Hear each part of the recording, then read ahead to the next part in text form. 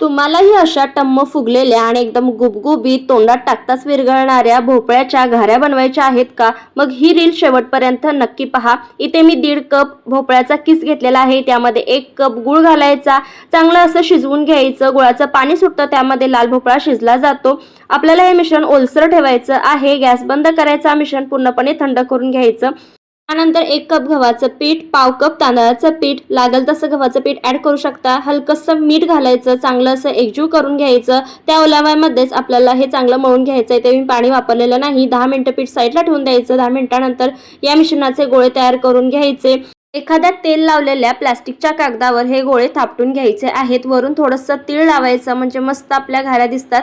तर हे अशा पद्धतीने थापटून घ्यायच्या. वाटल्यास तुम्ही या घाऱ्या लाटून सुद्धा घेऊ शकता. तेल चांगलं गरम झालेलं आहे आणि यामध्ये मस्त गोल्डन ब्राऊन होईपर्यंत दोन्ही साईडने घाऱ्या तळून घ्यायच्या आहेत. अशाच पद्धतीने थापटून सगळ्या घाऱ्या आपल्याला तळून घ्यायच्या आहेत. इथे आपल्या मस्त टम्म फुगलेल्या गुबगुबीत अशा लाल भोपळ्याच्या गोड घाऱ्या तयार झालेल्या आहेत. मग वाट कसली पाहताय? नवनवीन रेसिपींसाठी फॉलो करा आणि लाईक करायला विसरू नका.